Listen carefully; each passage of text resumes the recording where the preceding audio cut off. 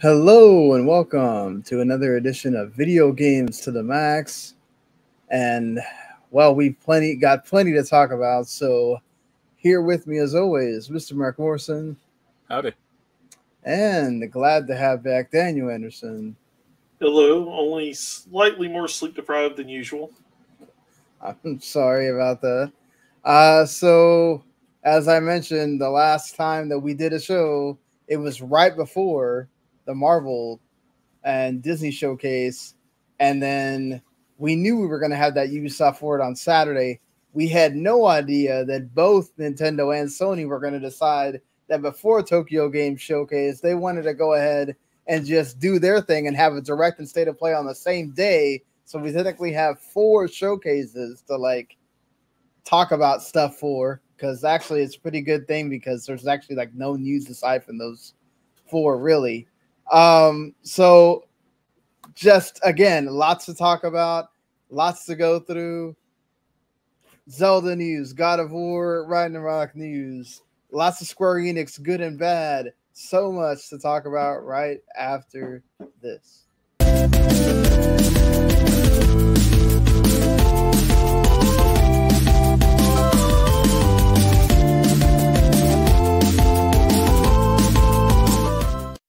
You are listening to Video Games to the Max.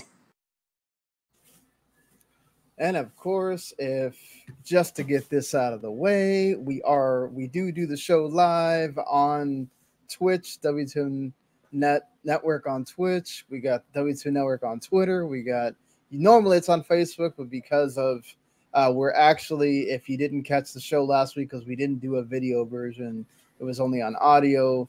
I'm actually having to go to my grandfather's viewing and funeral in the next 2 days. He sadly passed away last week at 87, and it hasn't really hit me that much yet, but I think once I go to the viewing is when it's gonna really get to me. He wasn't somebody I was super close with, but he's still someone that is super close to everybody else in my family that's not me.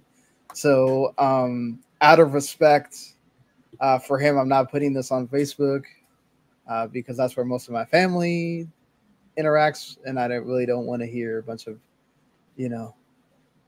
crap for that. So either way, we're going to be talking about a lot of stuff here, but first of all, housekeeping.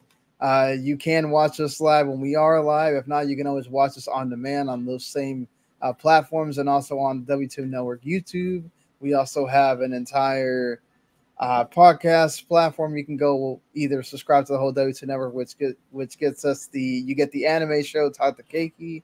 They do that once a week, and then also you get all of Radlich's stuff, which is mostly movie reviews. They pretty much review any movie that has of relevance that comes out that week, and then they also do Metal Hammer of Doom, which is the metal music reviews, and then his crew does TV shows and other stuff. So definitely would be a good idea for you to subscribe to the network if you want to get everybody's thoughts on other things that aren't just video game related.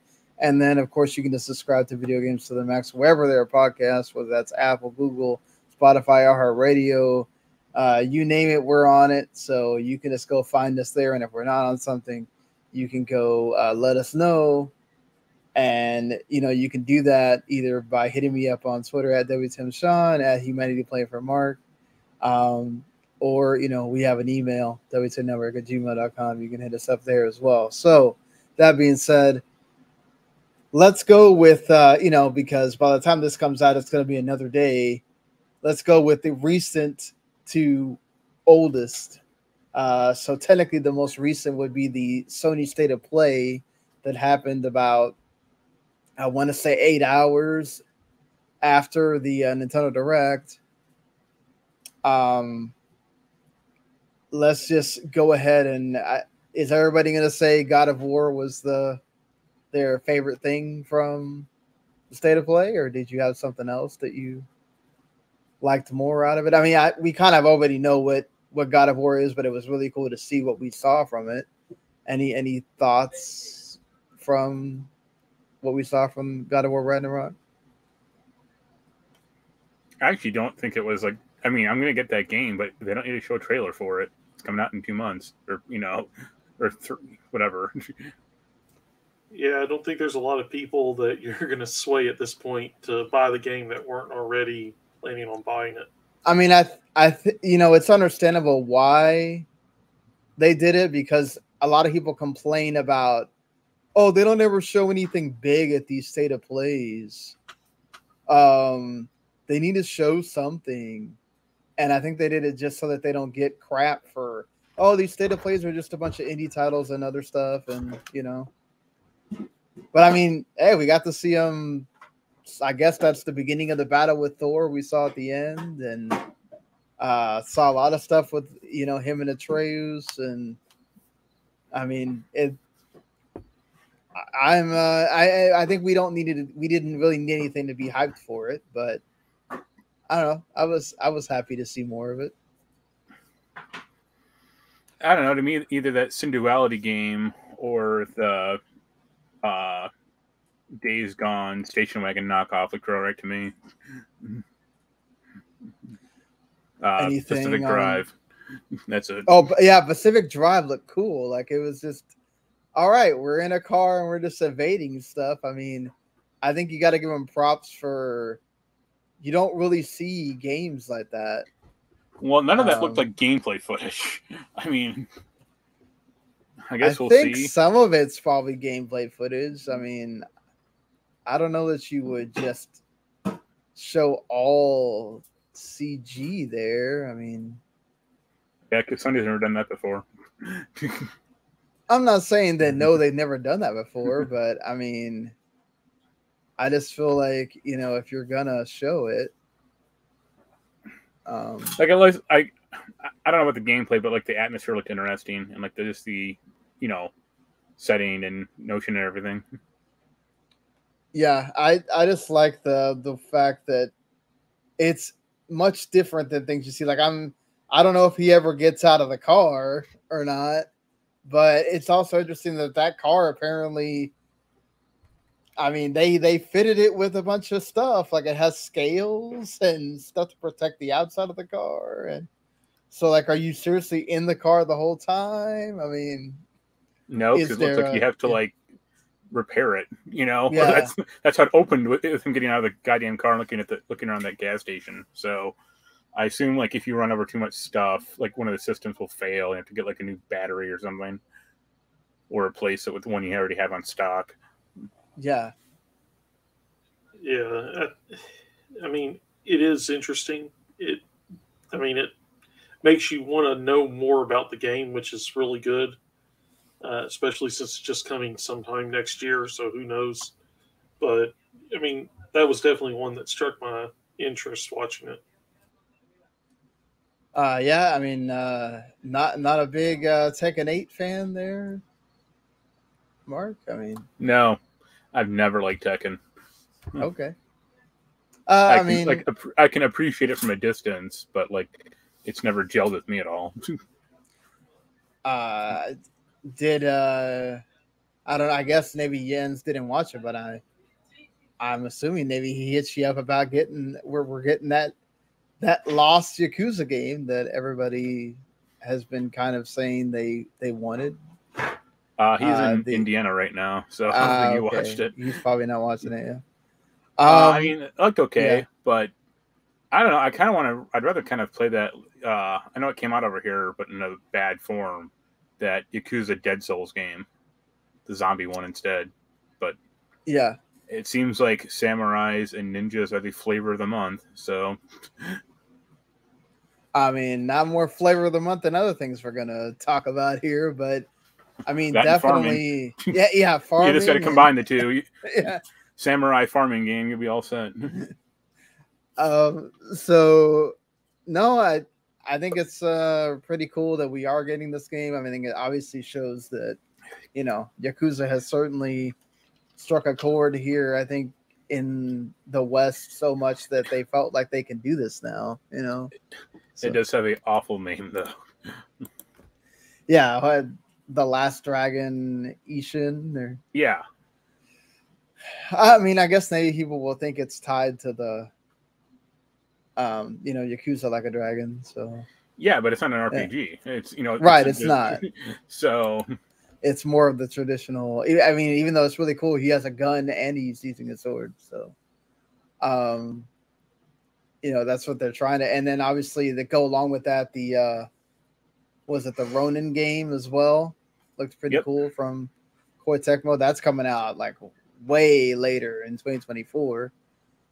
So there was quite a bit there for, I think, a state of play. I think this is one of those like where the indie games, I think, kind of probably hit more than they usually do.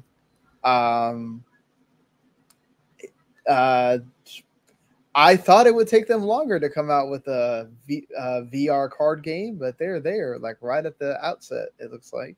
So that's neat. And definitely that Project Eve getting its name. And yeah. You mean that Demio game? Yeah, Demio, yeah. Oh, that's been on the Quest for like years. So oh, okay. So they just brought it over? Yeah, it's been out, at least been out for like a year. So see, that's why I'm glad we have two folks that have the Quest that can correct me when I have no idea about any of that stuff. And it sells that Star Wars game too. That was also in the Quest. But that's what I thought. Yeah, that game was on. I mean, it looks better on this thing, but oh, it does. Okay. Well, I think that they like remastered it or like did some work on it. So. The Project Eve still looks pretty awesome. Apparently it's now called Stellar Blade. So yeah, this is one of the games I'm hyped for, so I was glad to see more of that for sure. And I think overall this was a pretty good state of play, I thought. I mean, I thought it was too short, but Nintendo's went on for like a little longer than I wanted, so it's hard to find a happy medium. Yeah, I mean, state of plays tend to be a bit on the shorter side, so it's not, that surprising. But at least when they tell you, okay, at least they tell you beforehand, all right, it's going to be this, and it's going to have these things in it. I saw people complaining that it's like, oh, they only really show Japanese stuff except for God of War, and I was like, well, this is right before Tokyo Game Show, so what do you expect them to do? I mean, right. Read the little prompt before you tune in, and you'll pretty much figure out what they're going to show. Moving on to that, unless anybody has anything else to say about the state of play here. Nope. Okay, so I will take that as moving on to the Nintendo Direct. We got the one more thing at the end certainly delivered. We got the official name for, we could stop calling it Breath of the Wild 2 because it's not that. It is called Tears of the Kingdom, which might be why they decided not to show it in the UK, considering that, the Queen just had her funeral. So, I hope the sequel's called like Fart to the Sword or something like that.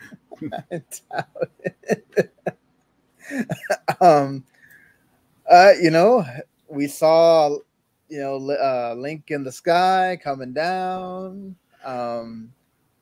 Lots of different kind of hieroglyph looking things.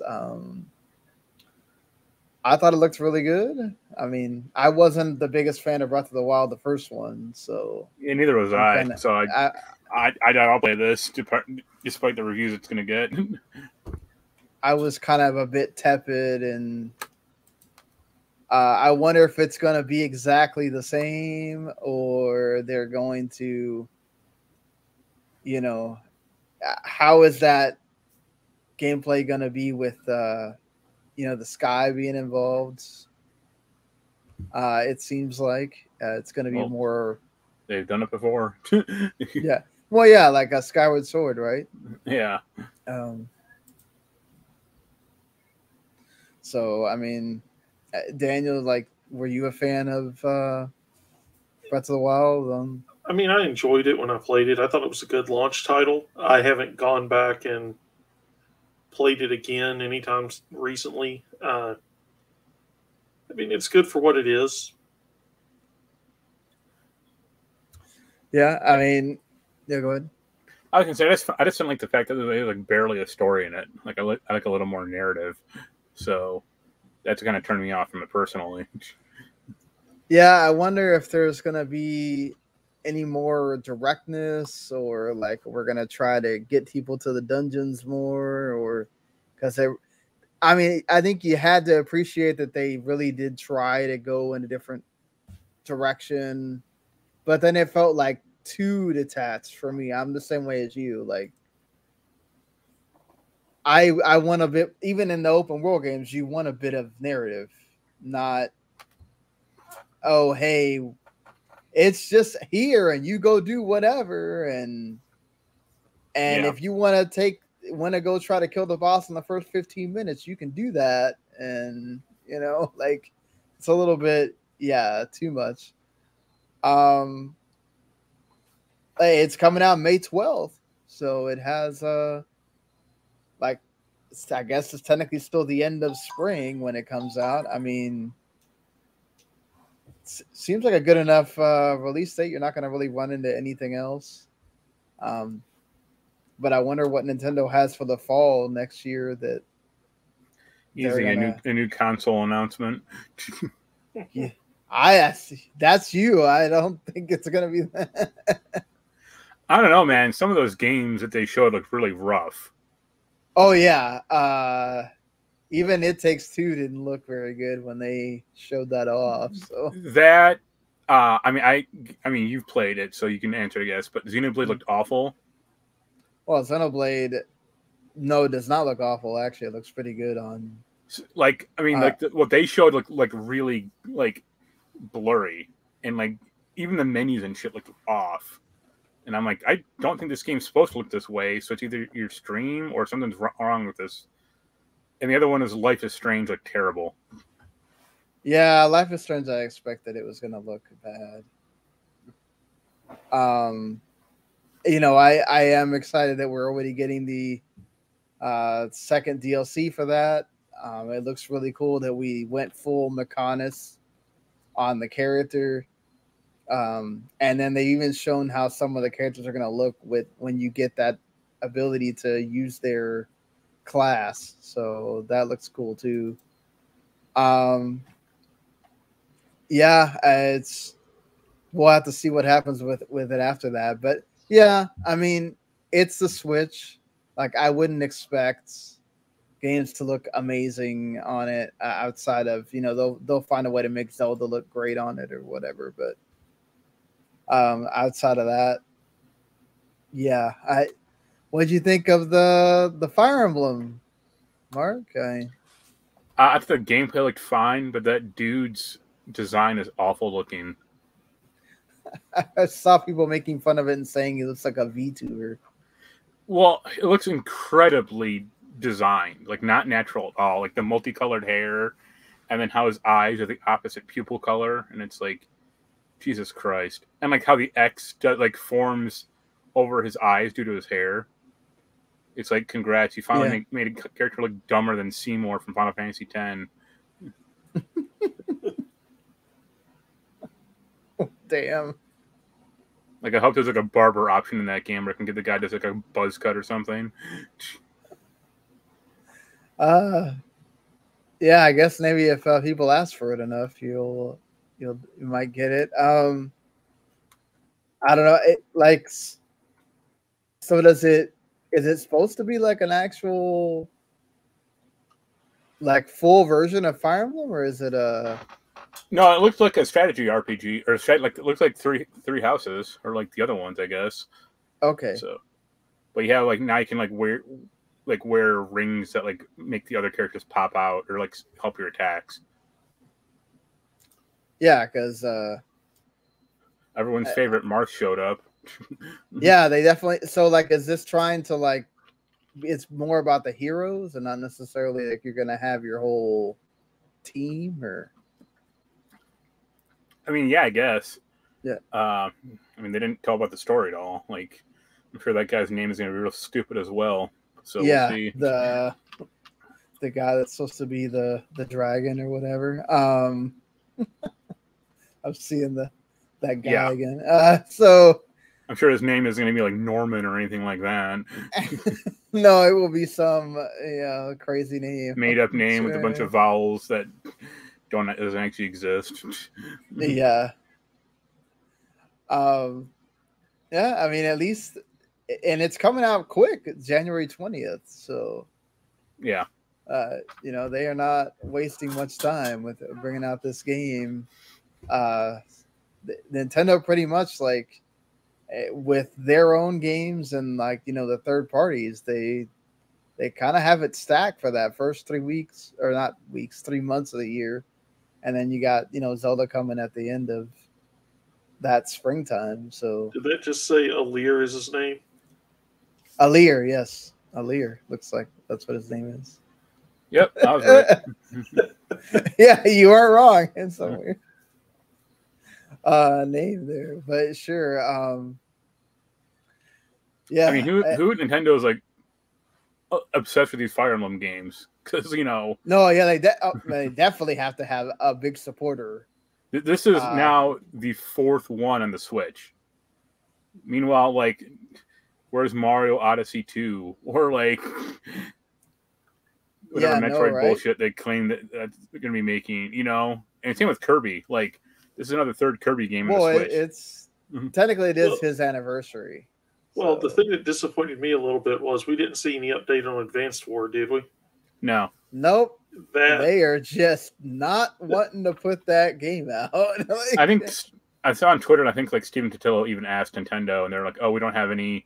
We will announce that at a later date." Or I think they're wanting people to just forget that exists until. I mean, I don't know what they think. That war's not ending anytime soon. So like. As I'm not trying to make light of it or anything, I'm just, I think you should just be able to put a warning at the beginning of the game and say, could you imagine if someone tried that with Call of Duty, like all the wars America has been in for the past 20 years? Be like, nope, can't put any war games out while you have a war going on. Sorry. Yeah, like I don't know. It's just. I get that it's like an RPG about war and it's not medieval or whatever, but it's just like, it's just weird that we're going to hold it off only because we don't want to seem insensitive to, well, if people. The Red Army in the game were the Russians, I could more buy that argument, but they're not. Yeah. Anyone excited about Pikmin 4? Next. No, not really. No? Okay. I never played Pikmin, the other one, so I was like, all right, I guess. Yeah, I was saying, I mean, I'm happy for the people that are fans of it, but it's just not anything that I have a connection with. That's always a game that I've like, because I've played other games that are similar to Pikmin, like indie games or whatever. So I've always wondered, like, well, I wonder if I probably wind up liking Pikmin. I just never like gave it a shot because there's usually something else that I was more interested in coming out in around it. So I don't know. It's cool that it's finally here, right? So many people have been waiting for it to come, and that's awesome that they're finally doing it. And they had Miyamoto come out to actually announce it. I thought he was going to announce something about the movie for Mario, and it was about Pikmin. I was like, okay. And how many damn games is Niantic doing at this point? Like, geez, like, are they trying to? Their Pikmin game has been out for a while. Just no one cares about it. I want to see how many people actually play that game and what the stats are for that when it comes out. I can't imagine it's going to be some. You mean that Niantic Pikmin game? Yeah, that's been out. Oh, okay, it's been out. Okay. Yeah, like I said, just no one cares because no one plays it. I'm just surprised that they just now said anything about it. Like that came out. I felt like last year. Okay, I guess they might have announced it at something, and I just never saw it or something. But well, again, it doesn't have yeah. Pokemon attached to it or a popular franchise. Well, they shut down it. Didn't they just make an? Okay, so they shut down the Harry Potter one, or they're going to shut it down. Yeah. Right. Yeah. And then they were making another one for something. I can't remember what it was. Besides Pokemon Go. Yeah, I remember the announcement, but now I can't think of it. Yeah, I can't think of the game. It was another popular franchise that I was like, okay, I guess. Ingress? No, Ingress is the one that's already been out. They just announced it like not too long ago. Transformers? Maybe that's what it was. Yeah, I think that might have been it. Well, they got that, an NBA game, and then a Marvel game. So. Oh, that's what it was. The NBA game. And the Marvel. Like, okay. Sure, let's all play basketball with Niantic. It's gonna be great when they telltale themselves to death and just keep signing licenses and. That's what I was kind of, I guess, alluding to. It was just like I feel like we're gonna get there sooner rather than later with that. Yeah, you got the first like Splatfest announcement in here. Which that's cool for Splatoon that just came out. Splatoon 3 that just came out. A tease for that Mario Kart 8 Deluxe, like the third booster pass wave. I still need to get that at some point. All the packs, because I will definitely want to play that here. Square Enix definitely had a huge presence in this show. Again, Octopath Traveler 2, one of the bigger announcements. I felt like that's cool that this studio has really just been cranking it out.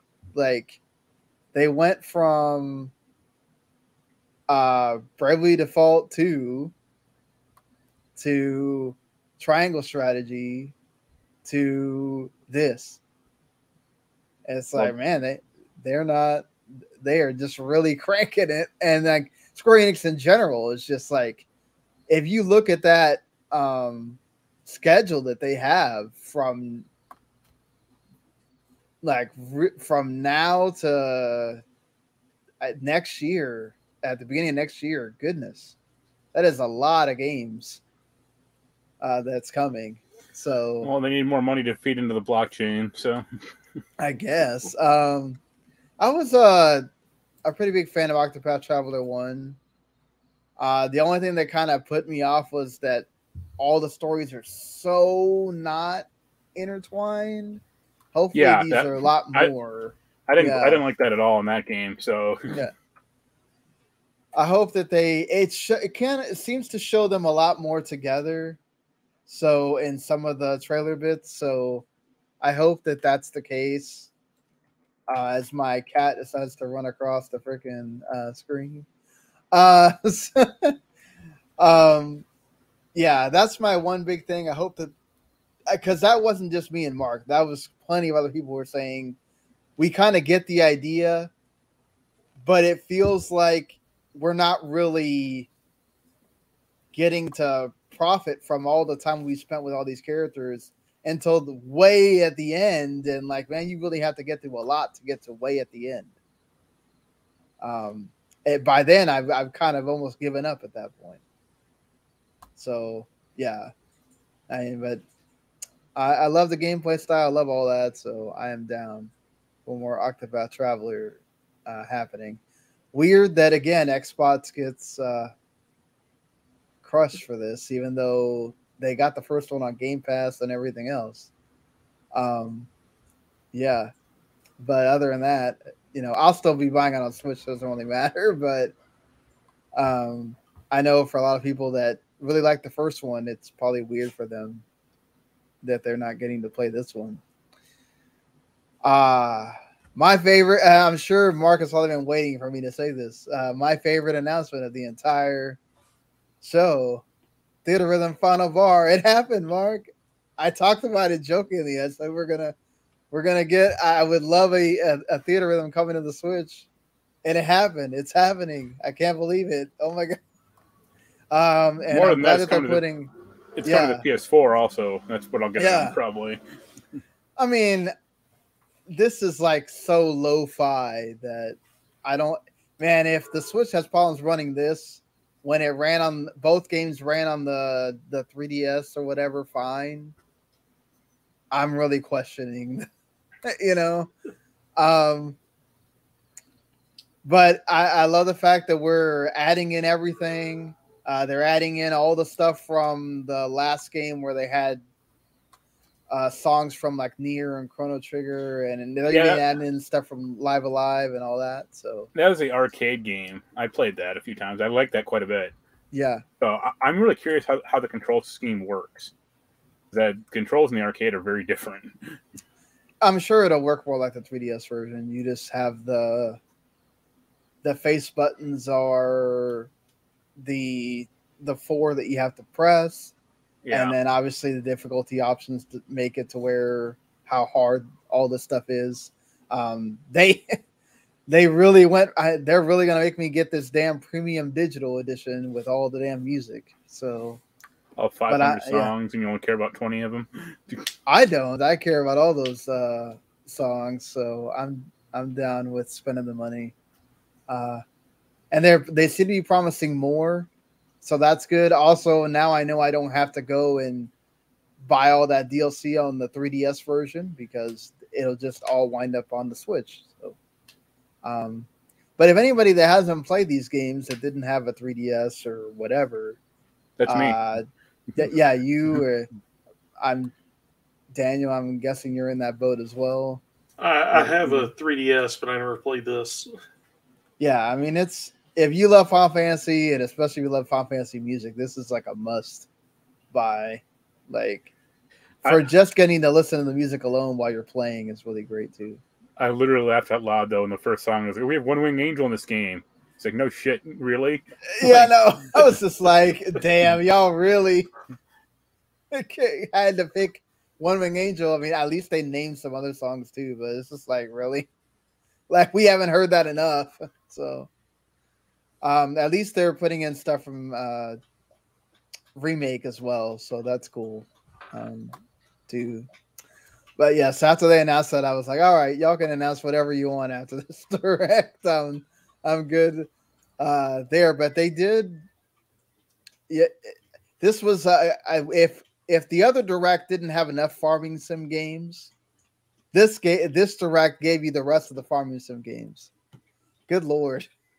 Like, I think I counted like 5.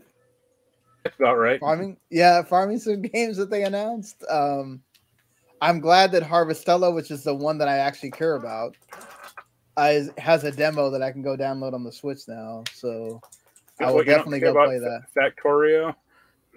No, or Fae Farm, or. I'll bring this up because I did mention it about 3 or 4 weeks ago, the last time we had a big in-depth conversation about Square-Enix. They did announce Front Mission remakes. Yeah. Even up to the future with Front Mission Remake 3. Yeah. We'll see as my dog is going nuts here on the couch. They shut out that Various Day Life game, and then they were like, "Oh, it's out today." It's out today. It's on Apple Arcade as well, I think. Crisis Core got a shadow drop release date. It is free to play. Okay, it's on Apple Arcade. Okay, no, it's like $30, but yeah, no, it had the stink of a free to play game. Let's say that. Yeah, it didn't look anywhere near as good as the other ones. But I mean, Story of Seasons obviously is from the Harvest Moon folks, so they have that rep of knowing what they're doing. Obviously, Harvestella is basically like Final Fantasy meets farming game. You have that Disney one that's on Game Pass and also came out like last week. You have the Fae Farm one. So they have plenty out, not to mention some others that they've already probably announced beforehand and weren't in this direct. So the Rune Factory, like, third game that they're bringing over. And the cool thing about that is that apparently you can also be the monster. So that's decent, I guess. Crisis Core got a shadow drop. They shadow dropped the release date that it is actually coming this year. I think that was known though. They announced that. No, they said winter 2022, which could have meant December to February. They didn't say December 13th until today. So that box art looks pretty awesome as well. So I'm and then when they showed like the side by side, I was like, wow, that looks so much better. My goodness.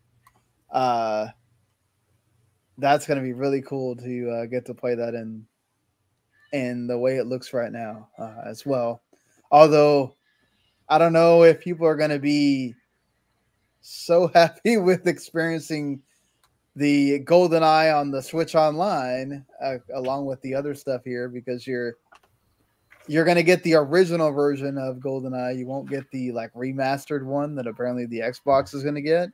But then the Xbox one's not going to have online play because that's apparently exclusive to the Switch version. But it sounded like the Xbox one isn't going to have what the leaked one had, like the new graphics. No, so the Xbox One gets the HD like they're gonna 4K-ize it. I don't know how they're gonna do that, but badly, yeah. But like the Switch is gonna be like the non-HD version, but they get multiplayer. Yeah, it's just gonna be the regular ass version, right? Apparently, it's something to do with like the way that the Switch does, their online play. It's like a hack that they do that makes it seem like you are controlling the other controllers. Somebody mentioned that it's basically like local co-op, but they stream it. Well, that's what they do with their other multiplayer games. Yeah. So it's bad. Yeah, I mean, Xbox apparently, because the XBLA version did not have multiplayer, they would have to do a similar kind of hack to be able to. No, it did. They said no, it didn't. They're lying because I had the leaked version and they did, or it does. Oh, really? Okay. but either way, yeah, that's the one that has like the new graphics. It's like a toggle. It's like Master Chief Collection or something like that, or you can switch between like the old and the new style. Right. Exactly. And this thing they're putting out doesn't have that. It sounds like. It won't have that, but they are gonna, I guess, have better graphics. I don't know how much better they're gonna be, but yeah. And you can only make Sean Bean's face look as good as you can with that style. I mean, they did announce some decent 64 games. I didn't expect 1080 snowboarding was going to be included. That's cool. The 2 Pokemon stadiums, and then 3 Mario parties. I don't know about needing all 3 of the Mario parties, but it was really funny to see Jeff Gerstmann's soul die a little when they announced those. Really? Yeah. Why, he's not a big Mario Party fan? Look up their Giant Bomb video, and it's pretty good. And if you thought the cloud versions of games were done, Capcom is here to tell you that they want that Switch money too, with 4 Resident Evil games coming to the cloud on Switch. Obviously, the best platform. Yeah, I'm very sorry if that's the only way you have to experience these games. Don't do it. Just don't. Is what I would tell you. Mark, any thoughts on what you saw from Bayonetta 3? Fine. I'm actually surprised about that, and It Takes Two, how they're not like leading into more like Nintendo shit. Like if they had costumes for like It Takes Two, it might be like better. Like, you can play as Mario and Princess Zelda, or Princess Peach, or Link and Zelda, or Kirby and King Dedede, something like that. Oh, you mean like a skin or and Bayonetta 2 had that for sure, which is kind of cool. Yeah, I remember that. Yeah. It just feels like they've really cut back on that stuff like this console cycle, and it's a bummer. Does she? How do you like all the other characters? I guess that you're gonna. I mean, some of them are returning. The one new chick, she looks very bad, but yeah. Daniel, did you have anything from this direct that you were like excited about at all, or? I mean, like I said earlier, the Front Mission remakes were interesting to see them finally giving that series some love again. I mean, I enjoyed what we got with Zelda. I'm cautiously optimistic, but I did come away a little bit disappointed we didn't get any more news about big Nintendo franchises. And that, I mean, like what Mario. Are you talking about, man? I know Zelda we did, but Mario, or we got a remake of a Kirby game, but nothing for any new games. Still no Metroid information on it. And I'm not trying to put it down or anything. It's just the games that were announced, the large majority of them weren't, oh, well, I have to get this. In my mind, it was, oh, that's nice. Yeah, that's interesting.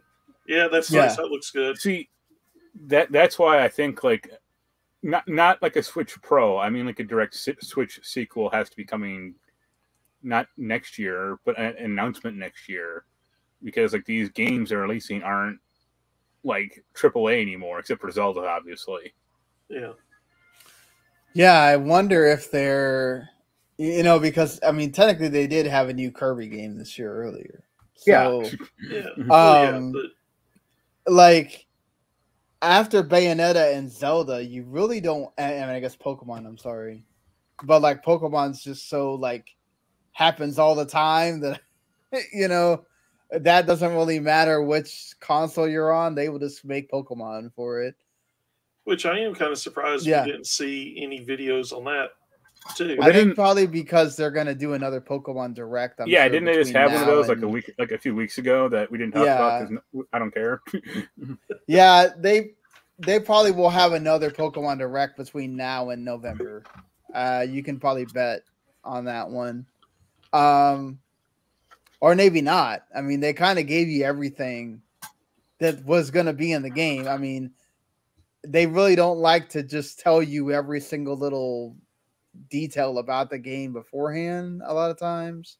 Yeah, especially because I think they want this one to be a surprise, I just thought that we'd probably see some type of wrap up, maybe no new footage or nothing big, but just a little something saying, hey, this is a ramp up to the release in what now, a month and a half, 2 months? Yeah, that's true. Probably they didn't want it to overshadow Zelda and all that as well. The Mario Rabbids, we joked about it, Mark. How about Rayman DLC? And it's gonna happen apparently.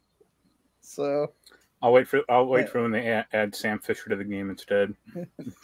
You know what? If they did that, I'm buying that game immediately. Like, just for the fact that they did it. Like, so yeah, I think it's cool. I mean, I said it. I think I didn't understand why Rayman hadn't been put in the game on the first time. He seems like such a Ubisoft character, not to mention he goes with the Rabbids as well. So it's cool that he's in here, and they showed more gameplay and everything between the Ubisoft and this one. So cool that they are really promoting it. It comes out next month. I'm still kind of on the fence about whether or not I'm gonna plop the money down for it, especially because Bayonetta comes out like the week after, and I kind of want that game more. So yeah, I think that's pretty much everything from the Direct. I think this is a little bit more for me, I say, than some other folks. I saw some people were really down on it, thought it was disappointing. I agree with you, Mark. There's not anything outside of Zelda that's and I guess Bayonetta, if you're a big fan, that's like, oh my God, I gotta have it today. I gotta have it right now, outside of my wanting Theater Rhythm right now. But that's just me. It's not a lot of people. I think Octopath Traveler is really great that they were making another one, but it's not something that I think the majority of people are going to go nuts about. it might have gotten more fans now, but it's still a niche game. Like I'm happy that there's a Tales of Symphonia remaster coming, but most people are probably not going to care about that. So, yeah, I think for me this is a bit higher of a direct, but I think for most people this is probably like a man. We were expecting a little bit more.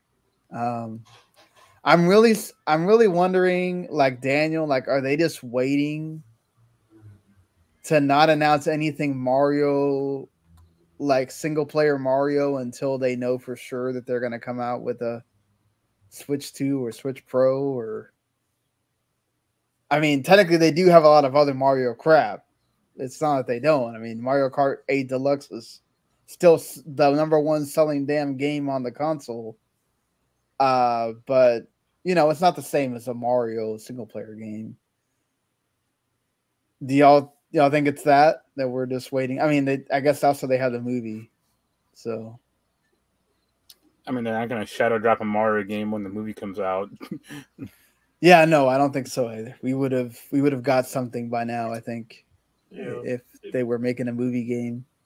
The only thing I can think of is maybe they'll hype up whenever the movie is officially being released, right around the time of the first trailer, they'll start hyping up Mario and maybe hype up a new Mario game for that year leading up to the release of the movie. But it's still surprising we haven't heard anything at all about it. What do you make about we didn't get the rumored announcements, Mark? I mean, that's because they aren't real. I will say, if you ever listen to the Kit and Krista podcast, they're two people that used to work at Nintendo, and they have said numerous times that Nintendo are the masters at, if they do have whatever leaked thing that they're working on actually in development, they purposely will not show it when people are talking about it the most, just to mess with people. So, not saying that they do have that. I mean, it's like they want to fight the leakers. They want to show the leakers that you don't always know everything, and I kind of don't disagree with them on that, because it's kind of really I feel bad sometimes for Ubisoft. They get everything leaked. That nothing is exciting at that point. Everything they do has taken 7 years to come out. So yeah, that's true too. But I mean, it happens to Nintendo. It happens to everybody. Nintendo happens to get, like, I think Pokemon got data. Pokemon got data mined. How many of their games get data mined? They find stuff. So like it happens a lot. And I guess when you can get one over on the big leakers, like, it's actually not a terrible thing sometimes. But all right, that Ubisoft Forward, I really don't know that we need to talk about anything outside of the Assassin's Creed stuff. I don't know. The pricing is pretty funny. Yeah, I guess. What the 70? Well, $70? Yeah, they're going to $70, and they're going to start it with Skull and Bones. Good plan, guys. Like, when that game inevitably fails and sells 4 copies, you can blame it on that instead of no interest whatsoever. That's the game that didn't. I don't know if they ever announced it, but I was sure that this game was supposed to be free to play at one point. I don't think so. No, I think there was another pirate game that was announced that they said was going to be free to play. Okay. I think around the same time, also Sea of Thieves was announced, and that came out obviously much earlier. Well, that came out. Yeah, it's Skull and Bones. But I mean, go ahead. No, I mean, if you're going to sell a $70 game, have it be an Assassin's Creed game or a Splinter Cell game or something worth a damn. Like, they should be trying to, like, get Skull and Bones like $30 or, but, they can't do that because of how much money they've blown on it for the past 8 years or whatever it's been in development for. Yeah. It kills me because there's all these rumors about how they need a big hit because they've spent a lot of money, and the first thing that they do is let's jack up the prices of our games because obviously we'll sell the same number of copies of the game just at $10 more. Not that people choose not to buy it because it's more expensive. Yeah. That's the thing. Is like Skull and Bones with all of the negative press that it has. Like you would think that that's not the game you're going to start that off with, right? Like, hey, if that game comes out and everyone gives it 10s, good on them. But yeah, there's all the negativity about that game, about how it hasn't had like a direction in 5 years, and like constantly swapping developer or designers and directors and all that crap. It gives me like no hope for that game at all. Yeah, definitely with you on that. Like I don't think that Sea of Thieves is a particularly good game, but at least they had a vision and they executed on it. Like I mean, they did put out good content. Like nobody thought they would have that Jack Sparrow thing. Yeah. But like what I'm saying is like they had like the guy who made it, or the people who made it, they had a vision and they stuck to it. Right. Yeah. Like Sea of Thieves has like no vision except for we got to put this out because we have to have the studio put out something. Yes, Skull and Bones. I mean, like it's. Yeah. I agree with you there. It seems like we're just putting this out. Let's see if it hits. If not, we'll do what we do with all these other games, and we'll just keep messing with it until it catches on or it just doesn't. And then you get the announcement that they're, cutting back or whatever on it. I mean, I'm looking forward to that game being like the Babylon's Fall of 2022. Yeah, we'll talk about Babylon's Fall there in a little bit. They did announce a Rainbow Six mobile game, which that's not really that surprising. But don't they always? I guess Rainbow Six and that Division Heartland is getting another test phase. So, you that like the Division, Mark, can go check that out, I guess. I'm good. Are you're not going to? Okay. No, I don't like the Division 2 like much at all, and them continuing to like try to keep up that game, so they're just making a new one, like a better one. Be like, no, just please stop. Yeah. So I mean, they had a 30-minute Assassin's Creed. Well, I should note. I thought I don't play this game, but I thought it was cool that Brawlhalla's getting Simon Belmont and Alucard. So that's pretty neat there. Brawlhalla keeps trucking along and it does decently well for them. That being said, I mean, they did do 30 minutes of Assassin's Creed, and they did a heck of a lot of stuff for Assassin's Creed. We got the information that Infinity is not a game. It is a hub to tie all the Assassin's Creed games together. And they're going to put standalone multiplayer back in the games somehow, Mark. Well, it'll just be a separate executable. Like I think I talked about that like last time. Or so are you gonna? This Infinity thing makes me think of like Call of Duty Elite when they announced that, and it was around for like a year, and then it quietly went away. Yeah. Yeah, it seems like it's them trying to basically do what Elite did, get people to stick around the game after it initially comes out. And I'm kind of unclear on how the modern portion of the games is going to be part of Infinity, but the past version is going to be standalone with the game. I mean, they're ditching the modern stuff. So yeah, that's what it seemed like. They did show it in some of the, not Mirage, but they showed it in some of the other stuff. They kept showing the Animus or whatever. I guess that's a very short-sighted decision if they kill that off. Yeah. But weren't you complaining that they really haven't done much with that anyway? I mean, just because they haven't, it's been bad the past two games, or not. not even like bad, just very tacked on. It's like I think the director was like, oh, you know, the past games had a better balance of present day and past stuff, and it's like, yeah, they did. Why don't your games have this? Or you know, why don't you try harder or fix this? Like, what do you think about? I guess you know to tie that in, they're doing a final DLC expansion thing for Ivor. That's great because I'm playing the recent one right now. So I'm gonna finish this fucking thing. Yeah. They did announce officially Mirage, and that it's going to be a whole whopping $50 instead of $70. And I guess it's like a 20 to 30 hour thing, and not like the big whopping. Yeah, I mean that's like when they announced Assassin's Creed Rogue, I think that was like $40 or $50 also. I think it was 50. Yeah.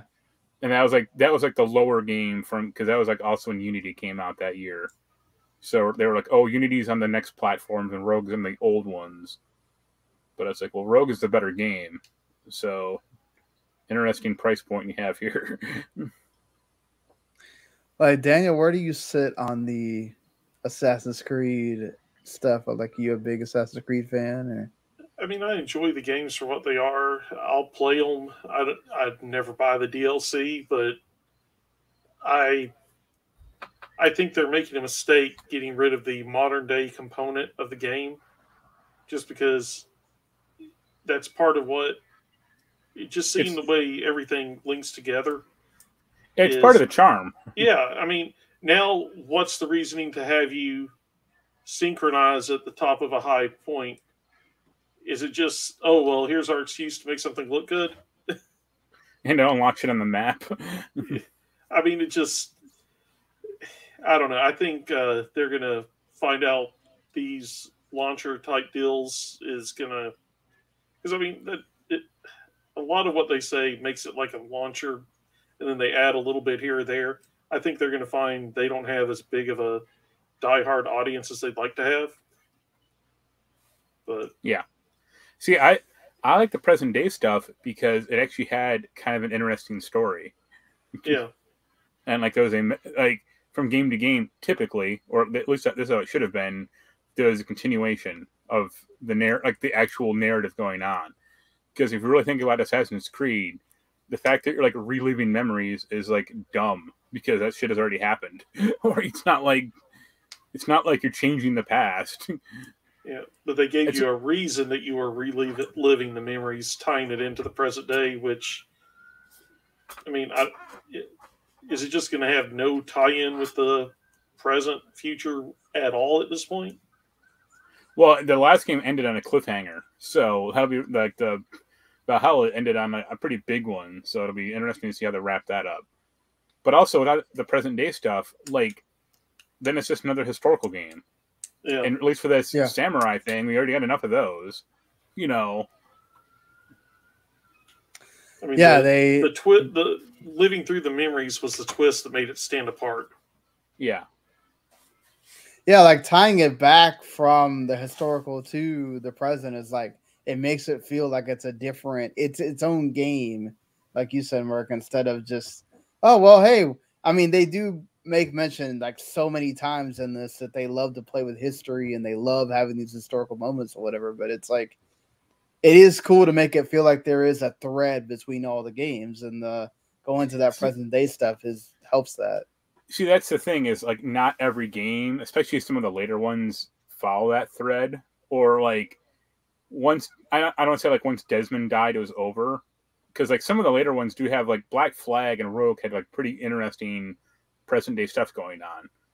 But like those games, you're not playing even a character in the present day. You're like a first person. I don't know if you're supposed to be like yourself, but you're like an Abstergo programmer, and you don't even have like a name. Yeah, like I think in Rogue they just call you like the numbskull all the time, and it's like, wow, I can really identify with this character. Yeah, right. Yeah, like I'm getting insulted.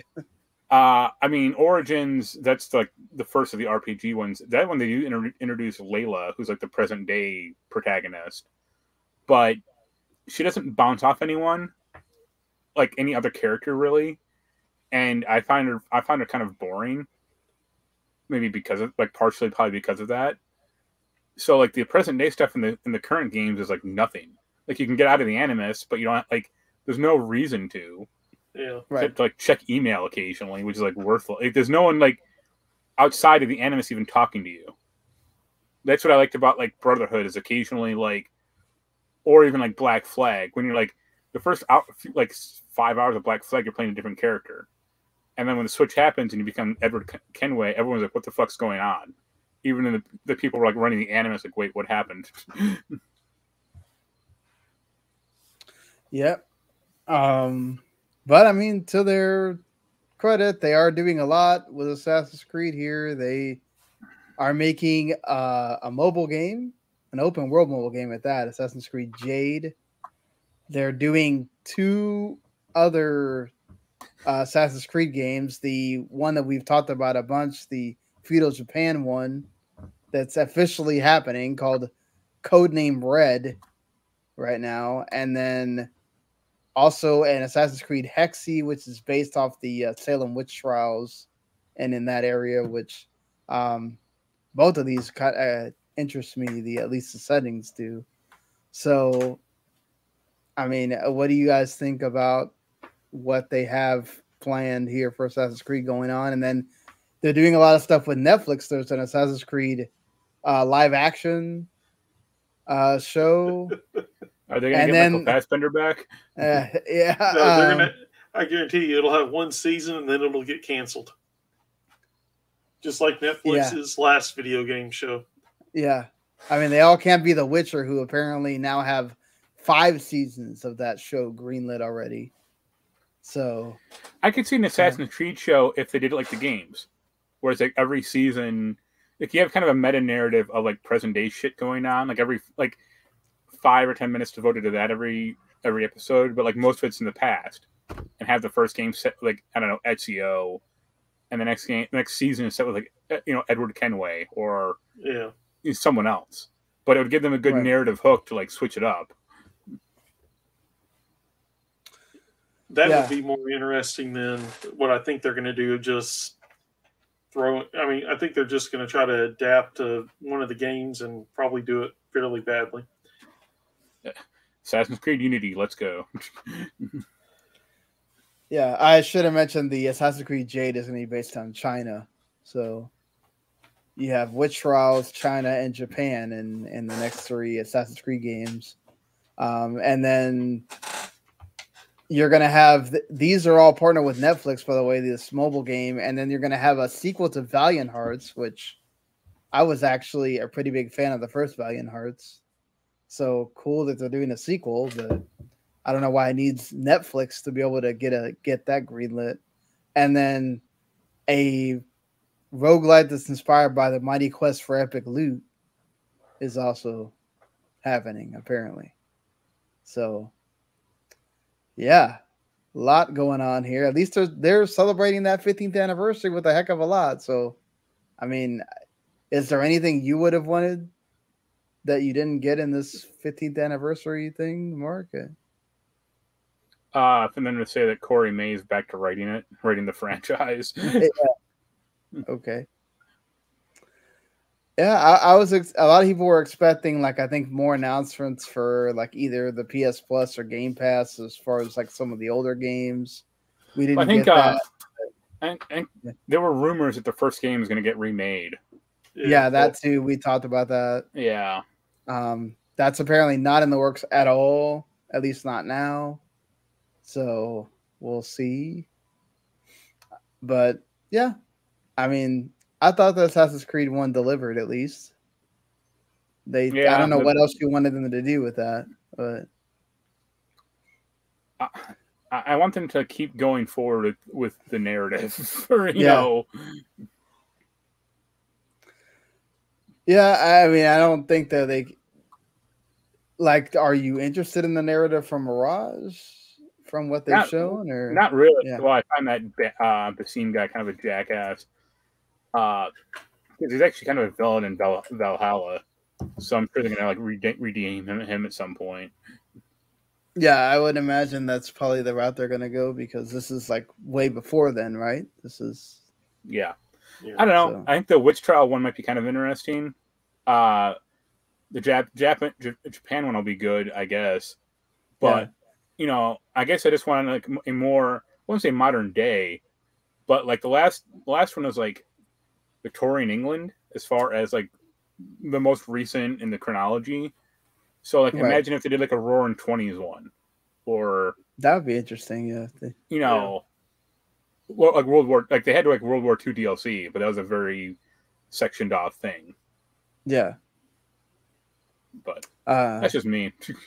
I mean, part of me thinks that one day they're going to get tired of hearing calls for new Splinter Cell and just throw the main character from Splinter Cell and tie him into modern day Assassin's Creed. Yeah, you and Desmond will be. Yeah, Desmond and Sam Fisher will share DNA. I mean, would it really shock you?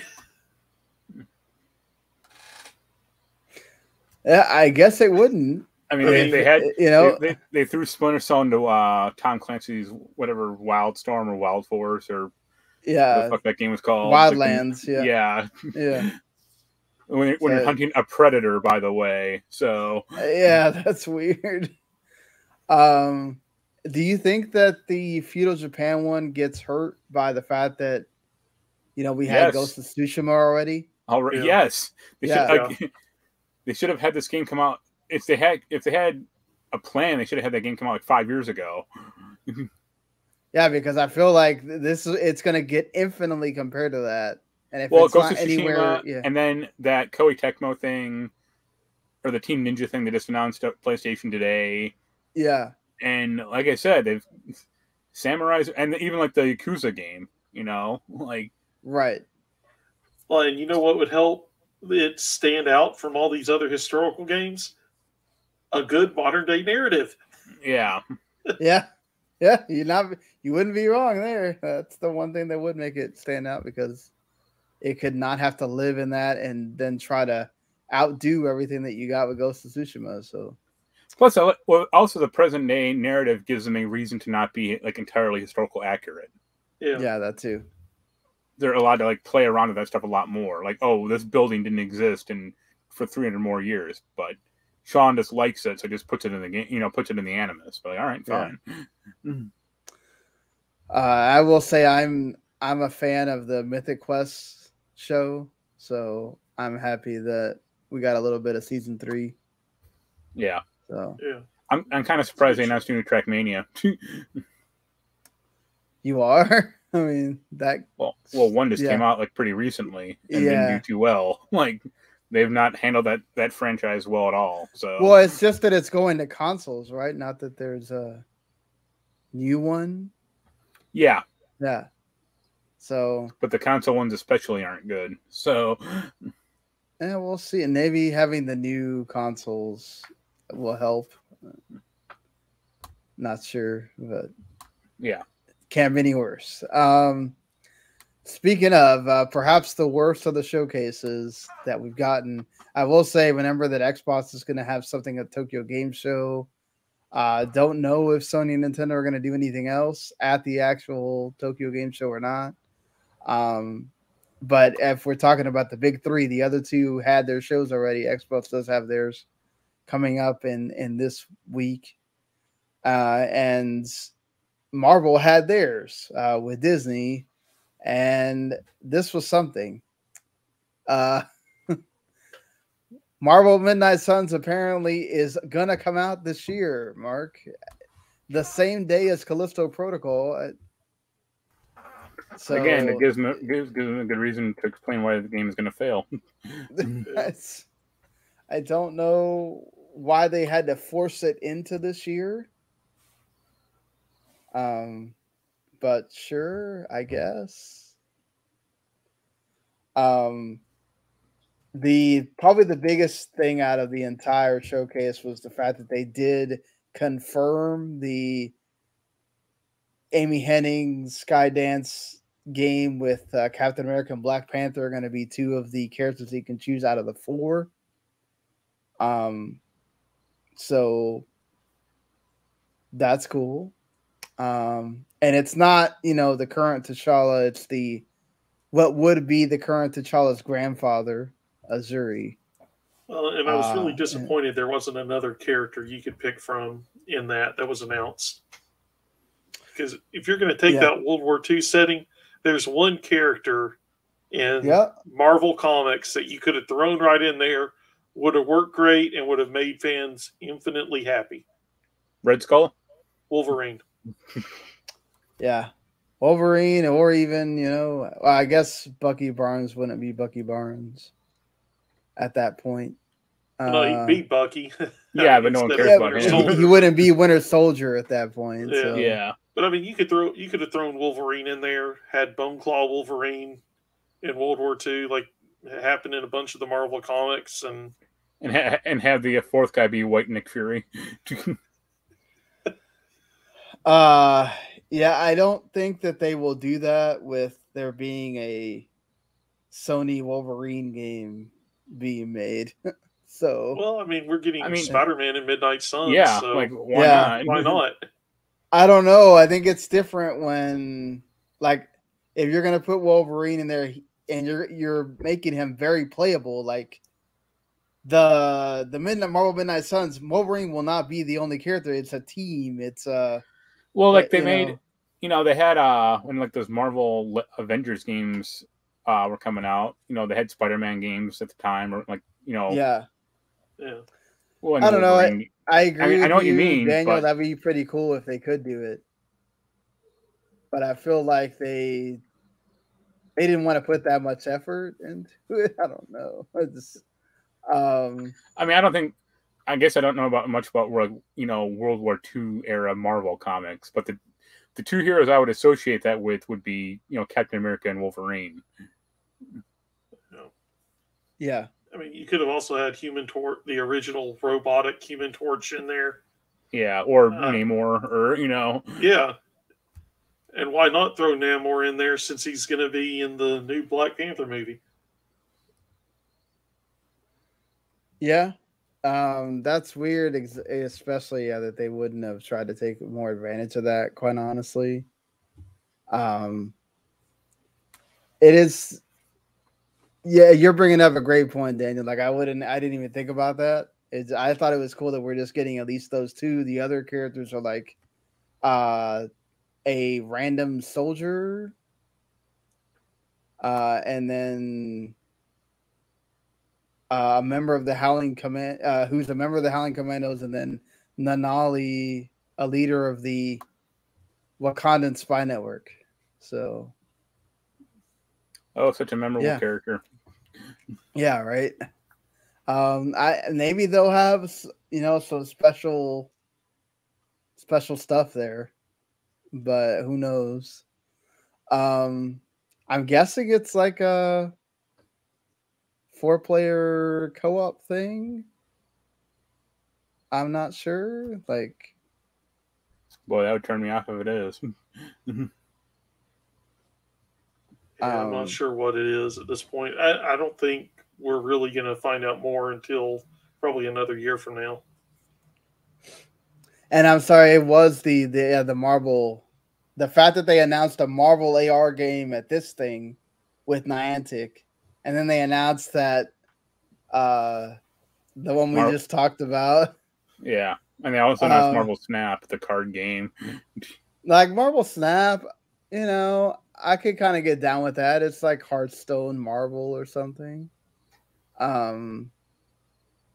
So that's not that too far-fetched to do, but having Niantic do all these things is kind of like, yeah.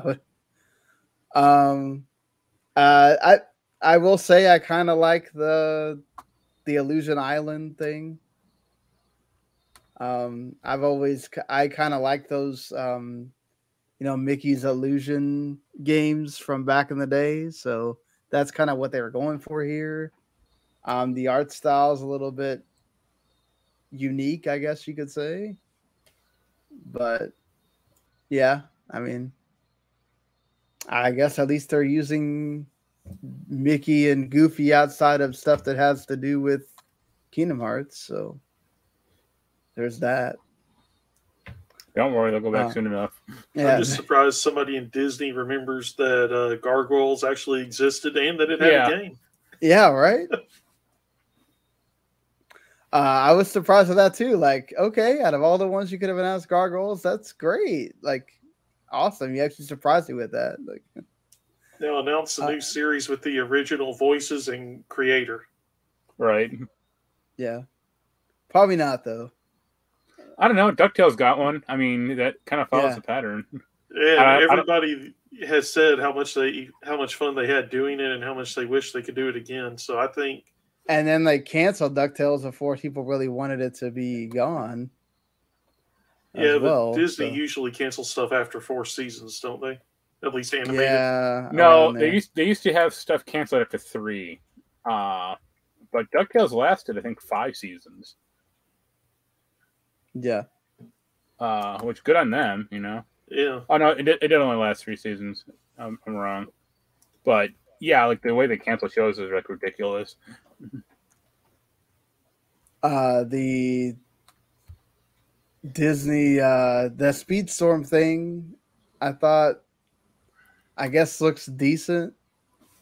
The fact that it's free to play is what I guess worries me, that this is going to be a very knockoff version of it. I mean, I don't know that you can get much worse than that Nickelodeon kart racer thing, because was it for the kart racer or was it for the Brawl that they had to announce separately that they were adding music? That was the Brawl game. They had like no voice acting and like barely any music in it. So like, wait, what? Like, wow, you have to seriously announce that separately. That should just come with the game. I mean, like, I don't know. Yeah, I'm a sucker for kart racers, so I will go down that route. It's free, why not? Do you play the Fox cartoon one? I will if I can remember that it existed. I'm sure, you know. Yeah, it's like The Simpsons, Family Guy, King of the Hill. No, I think it isn't The Simpsons. It's just Family Guy, King of the Hill, American Dad, and I think Gravity or Solar something. Oh, okay. Yeah, I mean, I have to look into it, I guess, now to go play that. Yeah. Yeah. That's pretty much for the most part it. They showed more Return to Monkey Island. I'm kind of excited for that, but I gotta wait on it. And there's apparently an Avatar mobile game that I had no idea existed. So, what do you think about Mike Bithell making a Tron game? I know you kind of like Bithell's games, so I don't know. Could be interesting. And Tron's always fun. Yeah, I doubt they'll get Olivia Wilde back. No, definitely not. Probably not. Yeah, I mean, I love Blessing as a host for Kind of Funny. I thought that he did fine for the terrible writing that they gave him on this script that he had to go through. But yeah, this was not one of the better showcases we've had to sit there and watch, I guess. But thankfully we've had other things that we had to talk about since then.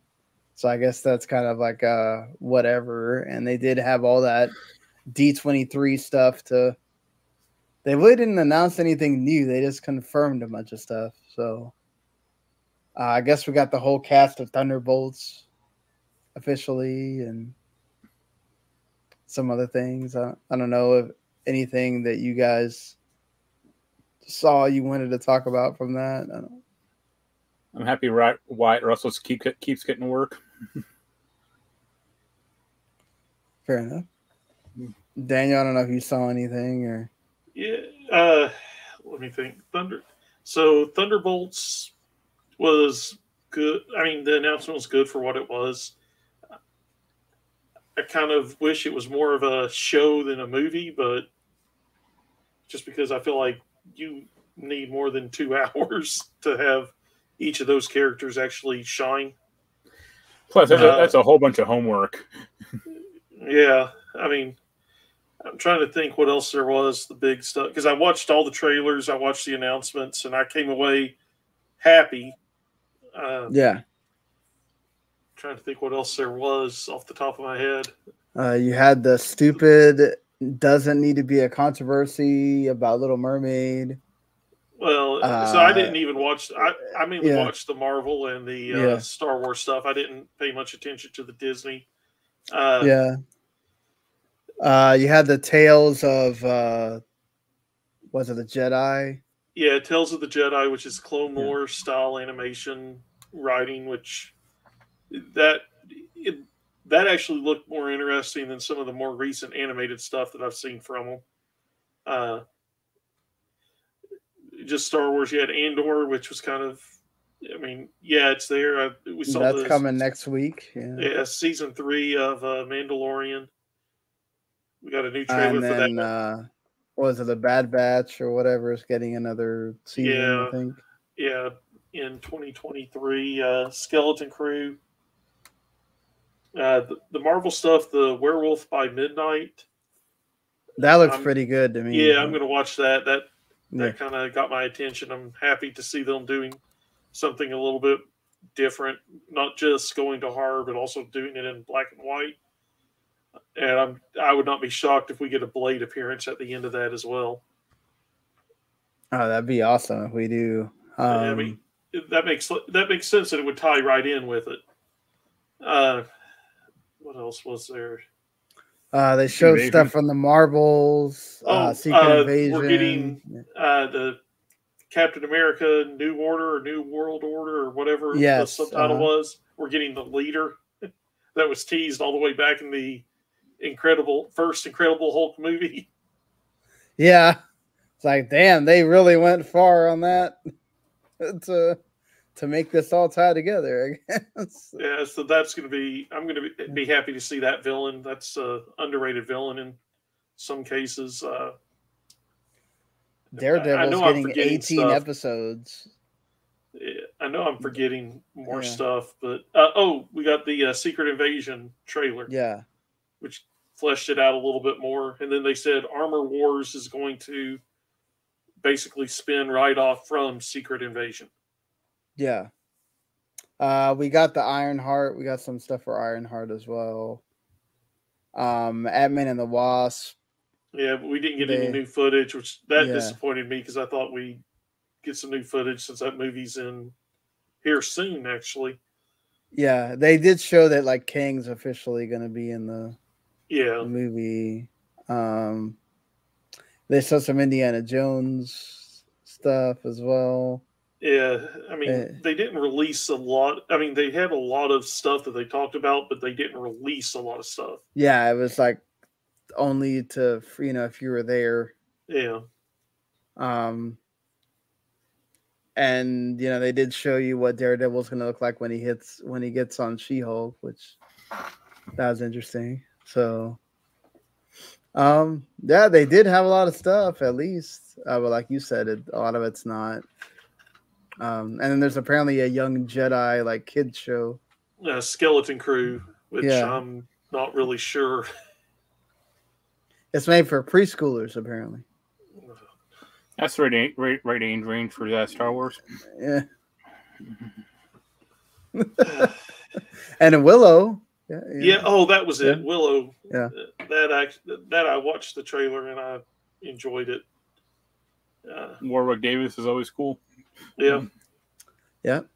Well, I mean, if you want another prequel to a prequel, we get Mufasa. Why did he become so bad? Well, I mean, I guess, are we gonna find out why Scar has a scar then? If we're gonna get Mufasa, like, so, I don't know. I mean, I don't really think we need that as a movie, especially in the live action realm where like those lions show like no emotion whatsoever. But sure. I did see forward to the Black Panther prequel about his dad. Yeah. How did he get the glass eye? I'm sure they will probably go that route at some point. as a person that's a fan of the Enchanted movie, I'm cool. I'm happy that there's a Disenchanted. Yeah, I saw that trailer. I don't know about the Santa Claus. Oh, show, that's right. But, yeah. Hey, I love that trailer. How can Tim Allen steer you wrong? No, that's true. It's Tim Allen's. Usually he does everything well. Well, now everybody's saying that's proof that Brady is going to be on The Masked Singer because they had all the comments about Brady can sing. Yeah, I wouldn't be surprised if it's that, and people keep making it something else, and it is about him being on The Masked Singer, quite frankly. They did. The Pixar has a new movie, The Elementals. So, and there's an Inside Out 2, which I'm excited about because I loved Inside Out 1. So it's a bad idea, though. Yeah, they usually don't do great with the sequels, so I don't. Outside of Toy Story. I was gonna say Toy Story's fine, but Cars and Monsters University is like, nah, I'm good. I really don't. I get it why they're doing it, but The Incredibles wasn't bad. Yeah, but it still wasn't as good as the first one. Yeah, well, it's because it was expected. The first one kind of nobody really knew what to expect. Yeah, it was before the superhero movie craze. So what about like Wreck-It Ralph 2? Like, yeesh. Oh yeah, I don't know. I kind of didn't mind Wreck-It Ralph 2. I thought it wasn't actually. I would put Incredibles 2 above Wreck-It Ralph 2 in quality. Oh yeah, yeah. Where's the sequel to Up called Down? Yep. Or Up Higher. Yeah. Tommy Chong can star in it instead. I hope they leave Up alone. That's one of those like Up is a classic by itself. We don't need another one. And of course they're doing all the more. I mentioned Little Mermaid, and they're doing Peter Pan, and Peter Pan's apparently going to be direct to Disney Plus. So I did watch the Pinocchio. I thought that was actually pretty decent. I haven't watched that yet. The Disney Plus. I thought Tom Hanks does a pretty good job, and I mean it mostly follows the same thing as the animated show, or animated movie. So, I mean, it is what it is. I thought there's been much worse of the live action ones than that one. So, or live action CG, whatever. So, yeah. Aladdin comes to mind.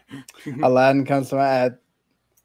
I know some people really liked The Lion King, but I just could not get over the lions are not showing any emotion because they're supposed to be really lions, and Oh, and apparently Mufasa is going to follow the Lion King 1.5 thing where Timon and Pumbaa are narrating. So I don't know how that's either going to be really bad or going to help the movie. But yeah, there was a lot in there. But yeah. That's it for like the showcases, at least. There's really one news item, and Marc already kind of mentioned it, is that Babylon's Fall is going to get shut down already. Oh, there's another one also. Yeah. And I guess go ahead with I don't think I have it in here, really. We talked about it last week, or I joked about it kind of, but Bonnie Ross is leaving 343. Oh, that's right, yeah. Yeah, like that. She's like, yeah. Yeah, we talked about it. You said, we kind of mentioned like, will Bonnie Ross have to step down or have to take some blame for this? And technically she's leaving for a family emergency, so they're not officially saying it has anything to do with that. I wouldn't really expect Microsoft to say that anyway, considering how much she's actually done for Halo. She was there when it was at its worst and has helped it come back to some sort of semblance of, decency. I mean, how would you define its worst? Because like, you know, in the troubled times of where we didn't really know what's going to happen with it, right after Bungie leaves, they kind of guided them through. They had to deal with all that crap with the Xbox One, where they were trying to do that, and like the movie and the all this other stuff, and then that got canned, and doing that all this other stuff that they're doing with Halo at the time, like, you know, I feel like she wouldn't have been around that long if it was all bad. You know what I'm saying? Yeah. So, yeah. I don't know, Daniel.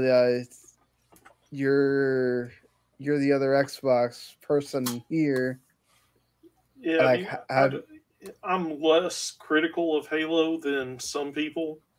I think for what it is, it's good. I mean, it's entertaining, it's fun, I enjoy it. But then again, I never really past the second one played couch co-op. So that not being there doesn't really affect me, and I hold her less responsible for it not getting put in than just either the people that couldn't get it in technically from the tech side or somebody above her. It's not just that, right? I mean, it's also like the multiplayer season pass stuff has not worked like the way it's been intended to work. The having to keep delaying Forge and even online multiplayer, things that people would argue should have been there from the box, right? I really think, this is my opinion, but I really think somebody at Microsoft said, you've got to get this out no matter what. Put out what you have and make sure it's somewhat stable. That is definite. No, it's definite, because like the fact that they put out the multiplayer when they were putting out betas, I remember saying I wouldn't be surprised if they just put out the multiplayer by itself and just even delayed the campaign. But then you sit there and say, can you really do that? And just put out, how can you expect people to pay 60? You're not, so basically you might as well not even put out the box, because that's the thing. It's like, I think being the holiday season, they could not put out something that you had to pay for with Halo, right? So they had to rush the story, but they couldn't put out other stuff in it that. Well, and also all this stuff, you had COVID involved in all that too. So, I mean. Right. No, yeah, certainly. So, yeah, I'm less critical of her involvement and her responsibility in some of this stuff than other people are. But, I mean, honestly, the best thing for the franchise was to get somebody new in there to start fresh without the fans blaming whoever's in charge, no matter what happens. Yeah, no. I do think that it is sort of time for because there's been this thought of like maybe you need to just get 343 off it. That's what I was saying last week. I think you brought it up. Right? No, you brought it up last week, Mark. But I mean, you haven't been the only one saying that. Like every time I get on Twitter, it's somebody mentioning does 343 need to just get off Halo, because for a lot of people, there was a lot of people that apparently weren't fans of 4, not just 5. Right. Like that after 3, it kind of just went or after like somewhere the 3 ODST reach Triforce. Right. Like it went in a direction that they weren't really happy with, and it's kind of gone downhill since then. I got a radical idea. Microsoft gives Call of Duty to Sony for a few more years, and in lieu of that, Microsoft has Bungie making a Halo game.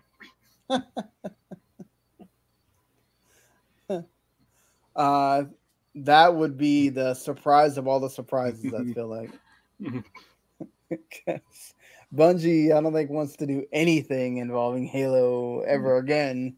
I wonder how many of the original, how many people that worked on the original Halo are still at Bungie at this point, because you're talking 20 years? Yeah. Close to it. So, I mean, I'm sure there's most of the staff has been turned over anyway. I think the big thing is they need to come up with some new storyline to tie it in and try to have some new blood into it. Whether it's new big bad, whether it's new something, just to new main character at this point, Yeah. I mean, that's the problem. They've tried. That was the whole point of 5. They tried to move on from Chief. Well, and so many people backlashed against it. They said, "Okay, new better main character or new good main character." Yeah, or have it in the story as to why it's a different main character. Have it be Chief goes off to do something crazy happens to him, and then now you have people trying to find the Chief. They need him for some reason. I mean, that was 5, right? Yeah. Well, yeah, but it was, we need him for... they're like hunting him down. The story, not that felt organic to the story. If you can have a better story reason why the Chief isn't there, and maybe have somebody with some charisma, bring in a good writer to do some of the dialogue and write the story, I think you can make it work without Master Chief being there. Or turn Master Chief into an AI so you always have Master Chief in the helmet of a new Spartan. Right. I think they need to do what Coalition eventually did with Gears of War, right? Where it felt like they were scared at first to let go of Marcus. And then eventually, what?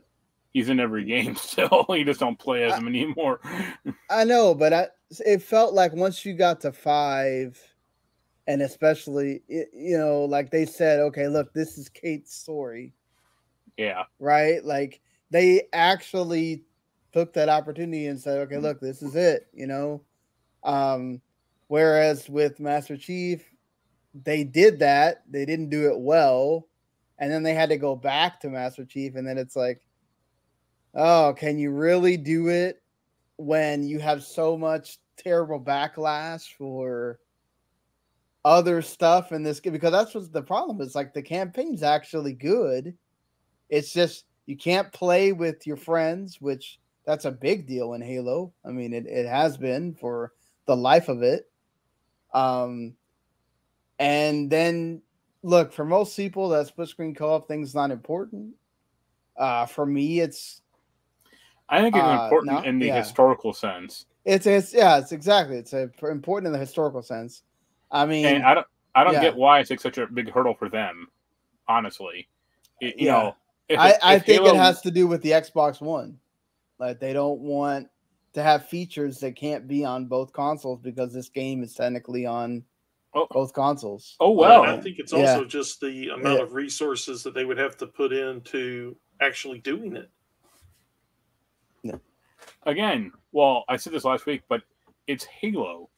I mean, it's still their number one franchise at the moment, anyway.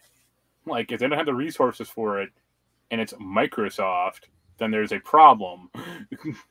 Well, yeah, but keep in mind, all this development was happening during COVID, too. Sure, but that's not it's big of an issue at the moment, or, like... Well, I mean, what they need to do is just... Whoever the new boss is needs to come out and say, hey, we're not going to have it in Infinite. We're sorry. The next game will have it. That's what they did with Halo 5. I mean, the problem is, like, they didn't plan for there to be another Halo game for a long time. The whole point of having these season passes, right, is that again, they were trying to make it they were trying to make it a game as service. Just sit there and say it's not going to work. Start development on a new Halo, and just guarantee from the beginning. Say whatever you need to get people to believe you that there will be co-op on this game. Yeah, maybe. And I mean, honestly, at some point you've just got to cut your losses and say, "Hey, we screwed up.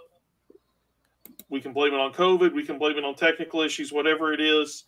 But this next one, those aren't going to be issues, and we will have it." And I think for the most part, the fan base will go along with it. I mean, for the for number one, they need to apologize like the moment this guy gets in, or this, the whole crew, and just say, listen, we screwed up. It was difficult during COVID to be doing all this. We tried to make this game too big while COVID was going on as well. We promised too much. We're sorry.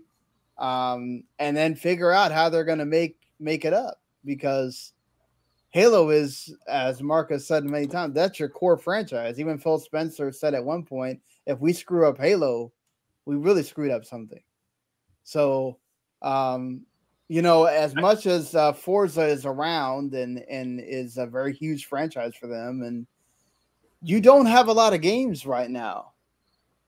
Like, you don't have this huge. You have the first party portfolio that's huge, but you don't have this a big ton of games all lined up ready to go, because they're all in development and they keep pushing them back and doing all this other stuff. So like, yeah, Forza, Halo, and name next game here. Whatever the like 5 things that whatchamacallit, I can't think of the damn name right now. Obsidian's working on. They seem to be able to put out games pretty decently for you. But I mean, those are not like your big hit franchises, right? You don't know when Gears is going to come out again.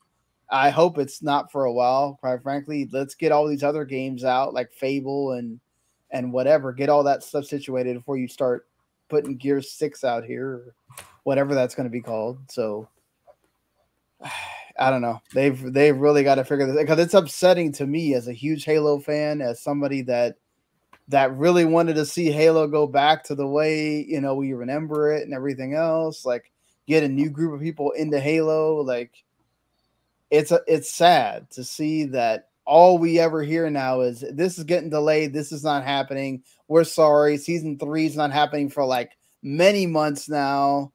I don't even play the multiplayer, but I understand there's people that bought that game. We're not even talking about people that are playing it off Game Pass. Some people that bought that game, and it feels like you got ripped off because you're promising stuff and you're not delivering, So it's I also saw that the game has like a severe lack of maps for the multiplayer. It only has 12 maps, which isn't a ton. Yeah.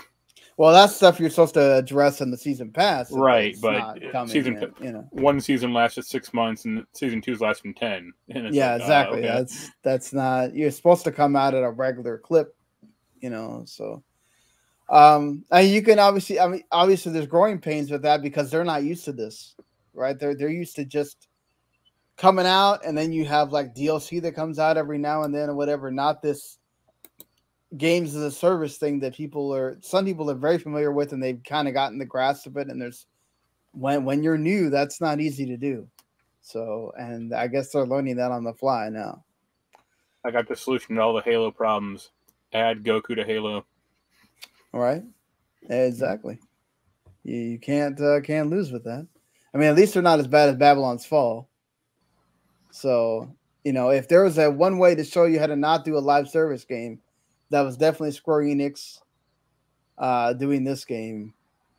It failed from the start, and at least they are cutting their losses pretty quickly. So there's that. At least, right? I mean, bummer for the people who bought the special edition. Yeah, like, this. They should be giving like a coupon for like a $20, Square Enix coupon or something. Yeah, they should be giving them something, man, because that's like it's shutting down February 28th, 2023. So I guess what you want. At least Anthem is still going. You can still play that technically. Yeah. What's the game that you played that you like a lot that's like PC only that I keep getting confused with this game? It's also like an MMO kind of thing. Oh, I know which one you're talking about. Lost Ark, that's what it is. Yeah. Okay. Yeah, that's what for some reason I keep thinking of Lost Ark every time I hear the name of this game. Square Enix, this is like, I get that Outsiders apparently did well enough that you did DLC for it, like an expansion pass. but like nobody freaking talked about that expansion pack at all. Like this is now like another thing that you guys are doing where you're trying to go out of your zone and it backfires on you. So like maybe there's a reason why you're having to put out all these other games that like are actually more in your zone with a frequent clip, because every time you try to like do something different, it doesn't work out. I don't know. Maybe that should teach you something. I don't. Hey man, Avengers is still going strong. Oh Even yeah, they don't own it anymore. Like, I don't know. It's just them with this.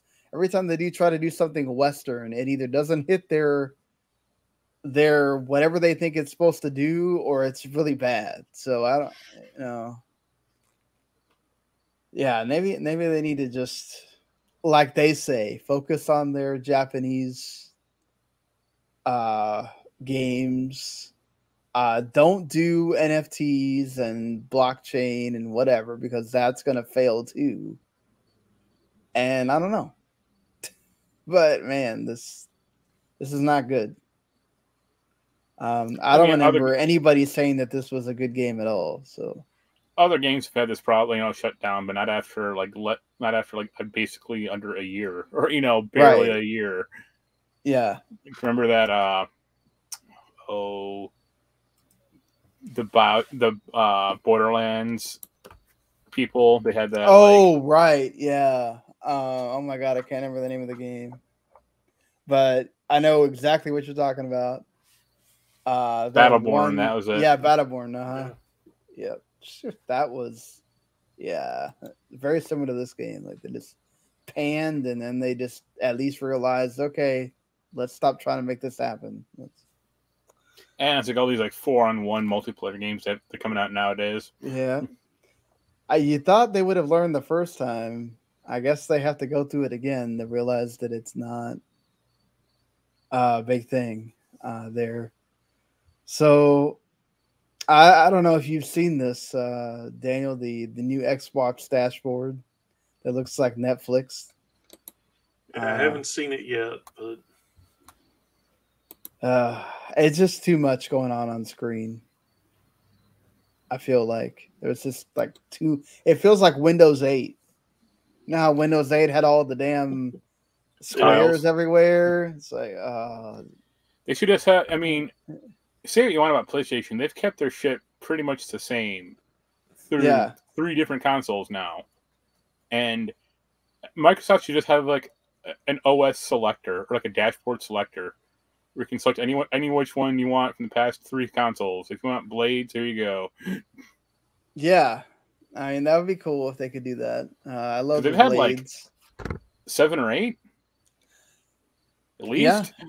What's so weird is that the one thing people asked for, which was, we want to be able to have a background like the one that Sony did for the PS4. Yeah. And we want to be able to see more of it. And they did the opposite. So it's like, did you even listen to the people that were telling you that we wanted it? No, they did not. I get that they kind of want more people to get into.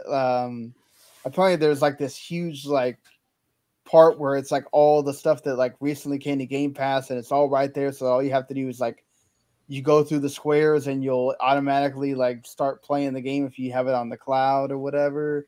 I get that they want people to get in, see all this stuff, because if it's all in the Game Pass hub, they may not even press the Game Pass button. But it's just I don't know. It's too much. Hey, at least they're getting Discord, right? So we can all talk to each other on Discord through Xbox. And PlayStation's going to get it soon as well, since they have that deal with Discord. So, yep.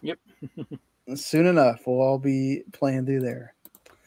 My whole goal was to play 3 hours of Soul Hackers 2 today, but then I had the thing where my toilet flooded into my bathroom, and that took up the rest of my night before we started recording. So I beat Xenoblade Chronicles 3 at least. I got to the end of the story. I got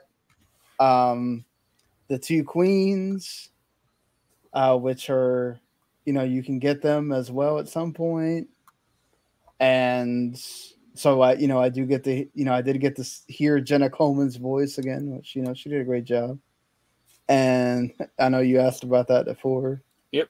Mark. And yeah, I think it definitely, it hits the high a little bit early, I would say, in the story wise, but I do like the way they connect it back to 1 and 2, and it does feel like, I don't know what the DLC is going to be about. They can either, I don't know what they can go forward, because supposedly the next Xenoblade is going to be not tied to the other ones. It's supposed to kind of supposed to be like Kingdom Hearts is supposed to be, where it starts a new arc. But we'll see, I guess. So it has to be something that they're within this realm of Xenoblade 3 that they're going to do the DLC on, the actual expansion pack part.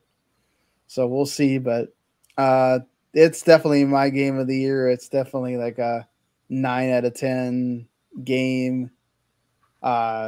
So, yep, I would definitely put it on you should go check it out before you get to the end of the year stuff and play it. Yeah, I don't think you need to spend 135 hours in it like I did to get through most of it, but I definitely think people should experience it. So that's me. I have you played any more of it, Daniel? No, I got sidetracked with work, and then my son found the PS4/PC joystick that I had and wanted a flight game, so I remembered I had Squadrons, and so I loaded it and been playing that with him a little bit that I can. Fun. So he's been having fun trying to figure that out. Awesome. Mark, anything? The Assassin's Creed Valhalla DLC, the Dawn of Ragnarok thing. That's about it. All right. Any thoughts on that differ from regular Valhalla? Anything? You get superpowers again, like you do in all the DLCs.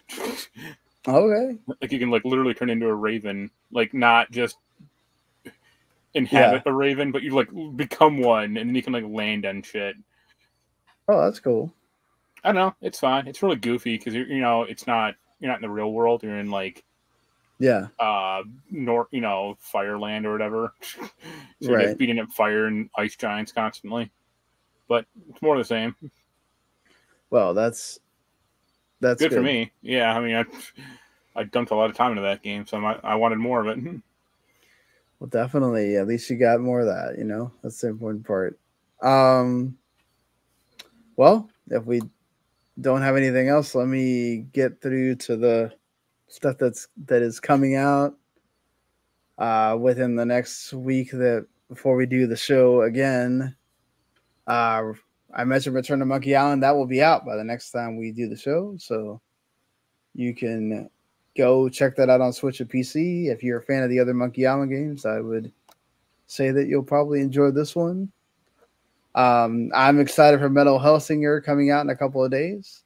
That's on Game Pass and, of course, on everything but Switch. And yeah, I've heard all the great things about it, so I'm ready to check this out in a couple of days. And I think that's sort of it as far as games that have a name that people might probably know, other than the You Suck at Parking that's also on Game Pass. That's already out as we speak, I guess. And Hard Space Shipbreakers coming to the PS5 and series. So you like that game well enough, Mark? So quite good. Yeah.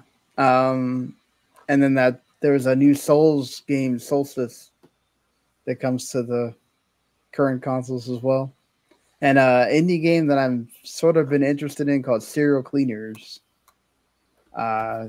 These games will come out right after the same day we do the show. Dealfield Chronicle also comes out on the 22nd, and then Session, the skate simulator. will also be out as well. So I'm surprised And you are not a session since you like the skate games. yeah, I like Tony Alright, go Hawk. ahead. I don't like skate either that much. Oh, okay. Not a big. Well, you've always ragged on the skate. It feels like so.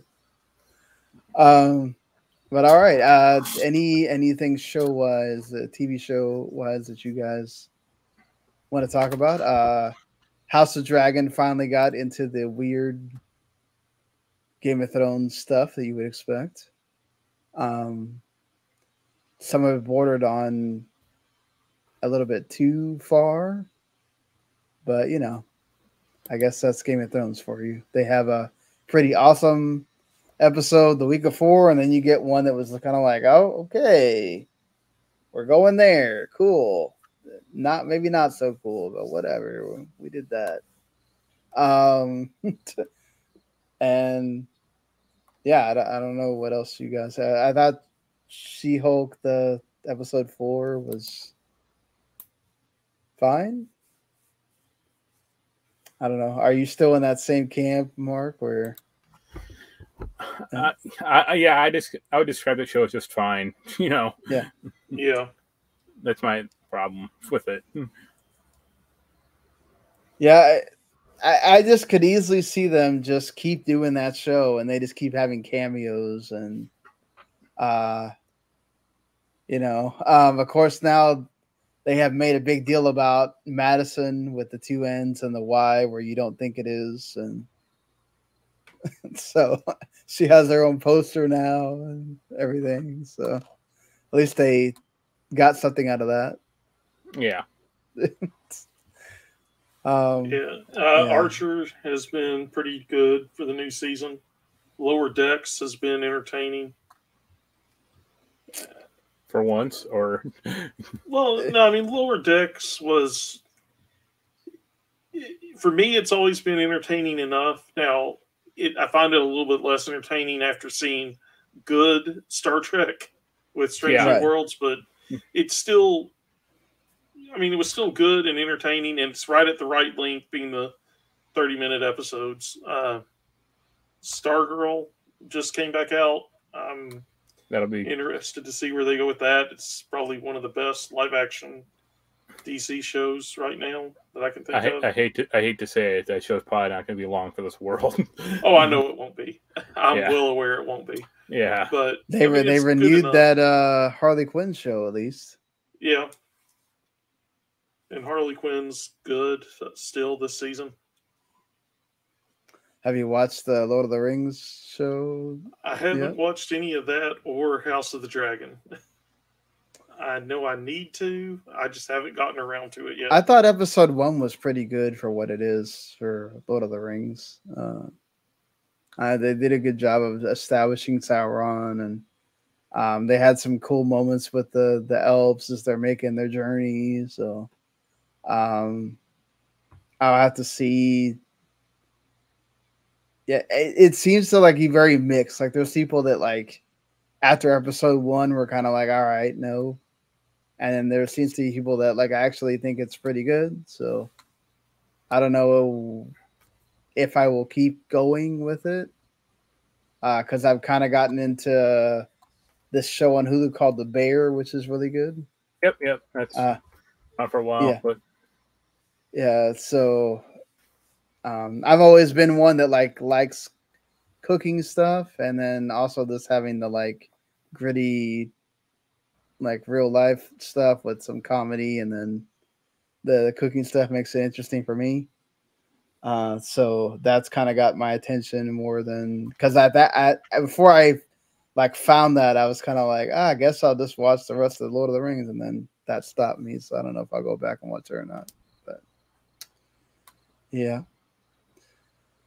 All right. If we don't have anything else we want to mention here, I guess that will be it for the episode of this week. Hopefully you enjoyed what you heard or watched. If you did, we'll hopefully see you subscribe and ring that bell and everything else on YouTube so you get whenever we do a show. You can also do the same on the podcast version, and then you can hit us up and let us know what you think. And until next week, though, we'll see you later, everybody. Later. Bye.